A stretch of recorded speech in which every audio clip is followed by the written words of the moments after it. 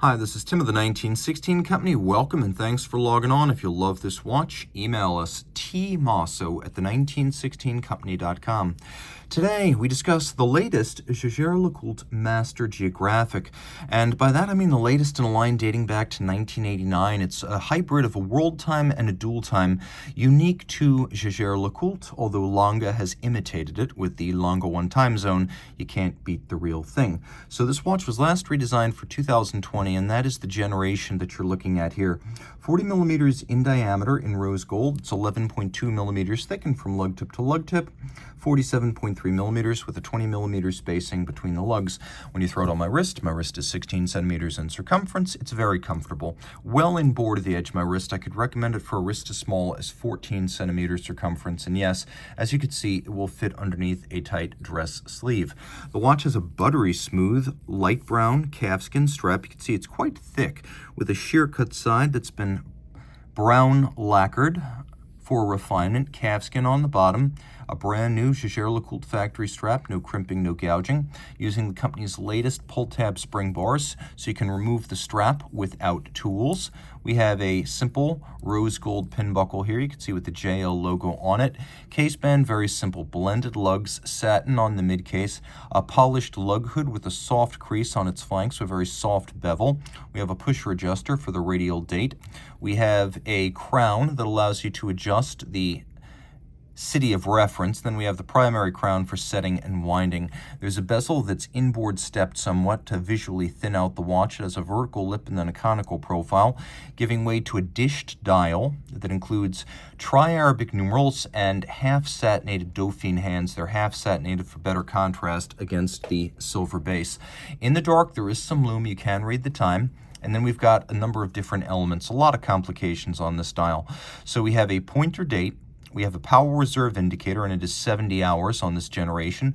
We have a second time zone. It's in a 12-hour format, but adjacent there's a 24-hour indicator, so you know whether you're looking at day or night. You've got your reference city down at the bottom, and you can see some of these cities have little extensions next to them, like Auckland, and some, like Honolulu and Midway, do not. That little extension means Auckland and Sydney, for example, those are cities that use differential winter and summer times, so you can offset a little bit to account for those differences when you are setting your reference city. So your reference city sits down at 6 o'clock, and then if you wish to adjust the reference time zone independently, you can do so with the crown in its intermediate position. When you pull the crown out all the way, you activate hacking or stop seconds. And of course, though it's an automatic winding watch, if you want to see the power reserve indicator move, you can still manually wind it and take pleasure in the dynamic complication.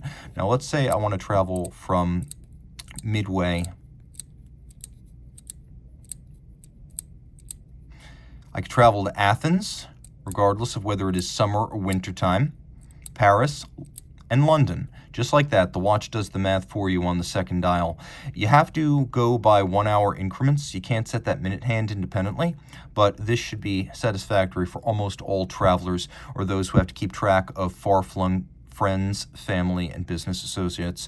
We have a little bit of lacquering. You can see blue lacquering on the alpha style hands used for the sub-register, and alphas are used for the date as well as the power reserve. Turn it all over. On the back, JLC manufactured caliber 939. Unidirectional automatic winding with hybrid ceramic bearings. It's an efficient winder system, and it's got a 70-hour reserve, a 4 hertz beat rate. The balance is free sprung for shock resistance as well as precise setting. You can see it pivots on 34 joules, and while the movement is primarily machine finished, there are a few hand-laid details and artisanal traits best expressed in the true fire-blued screws. All this water resistant down to 50 meters, uncommon on a dress watch. They tend to be 30, and it goes through the master 1,000 hours control. You can see the little signature right there, a 1,000-hour test of a fully assembled watch. Chronometry in 6 positions, but also winding efficiency, power reserve, water resistance, and overall durability. Launched in 1992, Master Control is one of the first in-house standards to go substantially beyond the bare requirements of the COSC, which only tests a movement by itself without a case in 5 positions. So this watch is a thoroughbred in every respect. If you love it, reach out to Team Mosso at the 1916company.com for purchase and pricing details.